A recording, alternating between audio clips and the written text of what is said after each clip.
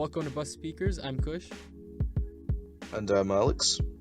and today we'll be reviewing The Grinding Wheel by Overkill. Now, Overkill are a band formed in the 80s, an American thrash metal band, and they've been going at this for 37 years, and I think they still got it in them. I think this is just some good thrash metal, nothing too inventive, nothing too unique, but it was fun to listen to, and I really enjoyed most of the songs on here. Yeah, absolutely. I actually wrote in my notes one of the most consistent trash metal, but that's not true. It's thrash, and they seem to be really good. So, they might not have reached the same heights as other people like Metallica, Megadeth, and Slayer, but they seem to have the most consistent career I've seen, with a lot of their newer albums getting as much praise as their older ones. So, I have to say, if this is a really enjoyable and catchy album, within the confines of thrash metal though, because thrash metal I think is one of the more limiting metal genres. What do you think, Kush? Oh yeah, I definitely think so, because I know with thrash, there's one kind of sound. Everyone expects a certain sound from thrash metal bands like Metallica and Megadeth, and these guys too. And I think the biggest problem there is that if they do expand out of the horizons, people get mad and say, "Oh, you're not thrash metal anymore. You're doing this or that, or power metal or hair metal bands." Even that's what happened in the 90s with hair metal. But I think they stuck to what they're good at, which is thrash metal, and it sounds great. The only thing I would say is that it was getting kind of boring listening to over an hour long album of just constant thrash metal. Now, granted, I love thrash metal. I just think that there wasn't enough diversity in the songs to have an hour long album. I think the album would have benefited from cutting maybe one or two songs out, but that's just a little preference. I think overall this album was just really, really good. Maybe I liked it a little more because I don't know how much thrash metal you've heard, probably quite a lot as well actually, but I've heard quite a lot worse thrash metal than this. Oh yeah, for sure. Yeah, and the quality helped me through this. I mean, they've definitely got a formula. I mean, all these songs have the same formula, but so well constructed and surefire and confident that they make this work anyway. And I think actually these songs have quite memorable melodies. Although yes, they do the same thing that most thrash metal bands do, which is extend the song lengths probably longer than they need to. Yeah, and these songs were most of them were really long songs, like 6-7 minute songs. I think the shortest one's 5, which is pretty amazing considering I actually usually think thrash metal should be close to punk in a way, in that it should have shorter song lengths and get to the point quicker, and it's going to be a rough and raw and garage rock type genre, even though it's probably not like that. On a musician's front, I think this band's really amazing guitar-wise. They seem to have one guitarist who's like the main riff man. Riffs that are razor sharp and catchy as well, while the other one provides more melodic edged chord work and seems to play most of the solos. What did you think of the vocalist? I thought it was super similar to, which band did I compare it to? I think it was early Metallica. Maybe. I think it was early Metallica, where I just instantly thought like they sound very similar, and not like super similar, but like enough to where like the comparison can be made. I think the vocalist was really, really good. They had like the old school kind of scream, almost high pitched sort of sound, and I think it did add just a lot of punch to the songs. Like, now my next question is there two vocalists or one vocalist? I'm pretty sure there's only one, but if so, that means the double tracking on this album is outstanding, because it does actually sound like two at some points. No, okay, although I'm pretty sure the band do provide some level of backing vocals, because there's definitely some chanted parts. Yeah, there are three backing vocalists in the band right now. So yeah, because I actually thought he sounded like a cross between Dave Mustaine, except less like grainy, groany, even though I like him in general, Megadeth, and Ronnie James Dio. who is one of the best vocalists ever, especially in the metal realm. Yeah, for sure. And you get a vague idea from that. I see what you're saying. I think there was, like, for the most part, there was just like their main vocalist, which is fine. But there was a second vocalist in some songs, like, was it the Long Road? No, maybe, but I thought maybe it was Let's All Go to Hades. Yeah, Let's All Go to Hades had the two almost sounds like there was two vocalists in there. It and I wasn't really like sure. That. But I think I think overall the vocals were just spot on. I think the thing that just took me with this album was the guitars. The guitars were just absolutely gorgeous, just so full of life and full of energy. And there were a couple solos and the intros that there was just guitars and maybe some drumming in the background. It was incredible to listen to, just to hear like the skill of a guitarist playing the actual guitars is incredible. Yeah. Song wise, I don't know if I have a favorite specifically. Obviously the opening track, Mean Green Killing Machine, was a very good opener, and it reminded me of Master of Puppets era Metallica, with better production, because some people think the production in those albums isn't as good as like Black Album era, which I guess might be true, but the material's probably a little bit better. It just opened me up positively with the album, with booming drums. They just pop out of the, I don't know, speakers or headphones, and the overlaying guitar lines are just amazing. The guitars on this album just go absolutely everywhere, and I thought the descriptions of the machine on this song lyrically were pretty cool. And although this did have the main chant of the album, the big green, mean green killing machine by the backing vocalists, which is a bit cheesy, but you know, it's done in most metal songs, to be fair, so I'm not going to hold that against them on that song. Yeah, I think so. I think my favorite was the Grinding Wheel, the title track.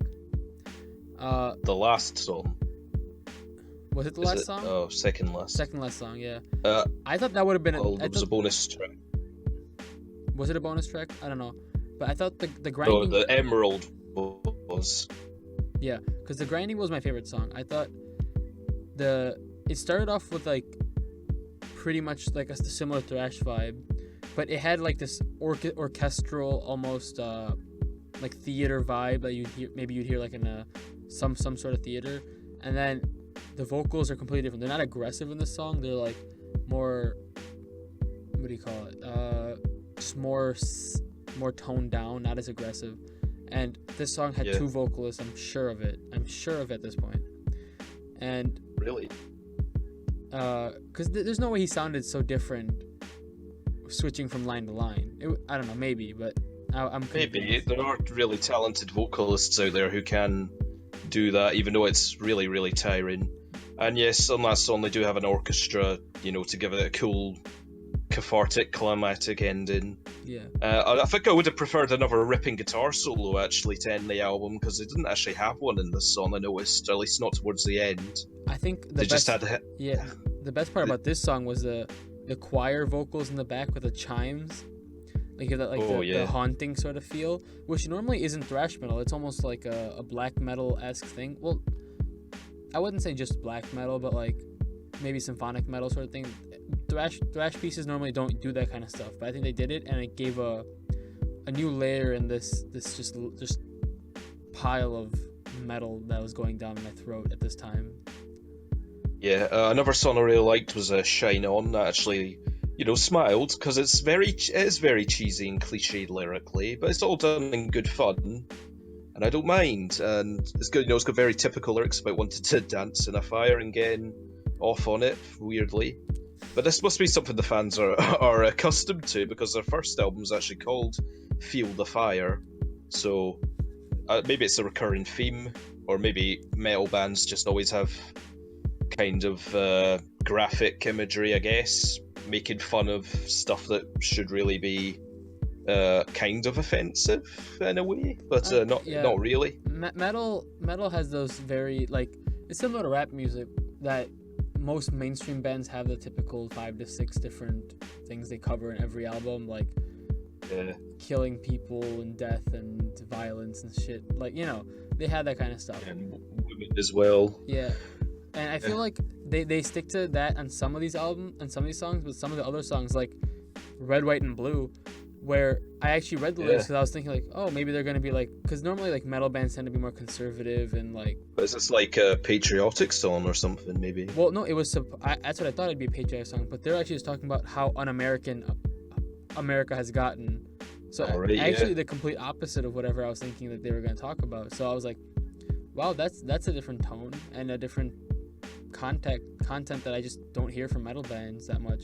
Normally I hear about like when they like, I think a Five Finger Death Punch, like with American Capitalist, that when they sing about it, they sing like, oh yeah, like fuck yeah America, it's so great.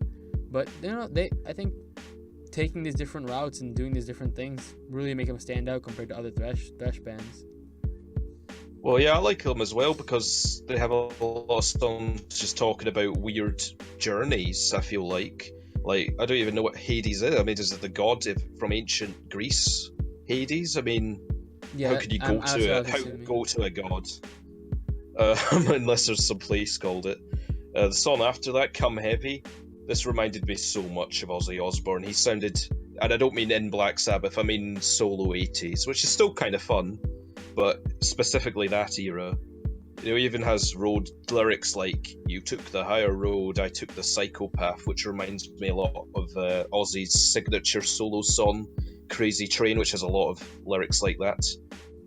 He's probably far less distinct and charismatic than Ozzy, but I think he probably has more range vocally, especially if he sounds like two different people on some of these songs, like you say. Oh yeah, and he probably also hasn't bitten the head of a bat live on stage before. Well, no, apparently that was he thought it was a plastic bat, and he didn't think it was a real one, and did it for theatricality. But it was a real bat. Well, it was real. Oh god. I don't know if footage of that actually exists.